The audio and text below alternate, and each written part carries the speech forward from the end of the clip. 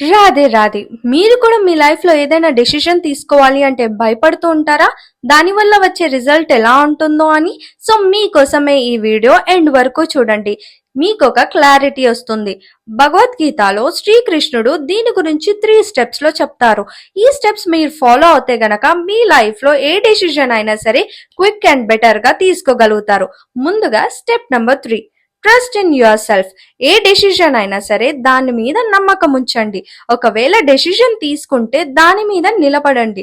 ఎందుకంటే యుద్ధం టైంలో అర్జునుడు కూడా శ్రీకృష్ణుడి మాటల మీద నమ్మకం ఉంచాడు కాబట్టి ఆ యుద్ధాన్ని గెలిచాడు. Step number 2, detachment from result. నువ్వు ఏదైతే డెసిషన్ తీసుకుంటున్నావో ఆ డెసిషన్ వల్ల వచ్చే రిజల్ట్ గురించి ఆలోచించకు.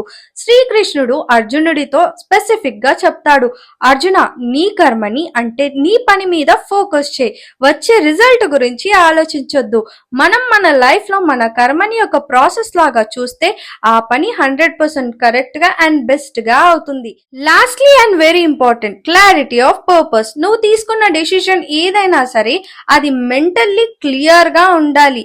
మనం మన లైఫ్ లో మన పర్పస్ ఏంటో అర్థం అవుతే మనం తీసుకున్న డెసిషన్స్ ఆటోమేటిక్ గా క్లియర్ అవుతాయి. ఈ 3 స్టెప్స్ వల్ల మీరు మీ లైఫ్ లో ఏ డెసిషన్ అయినా ఈజీగా తీసుకోగలుగుతారు. ఈ వీడియో మీకు నచ్చితే డెఫినెట్ గా షేర్ చేయండి and don't forget to follow Anusha ముత్యాల ఫర్ మోర్ సచ్ కంటెంట్.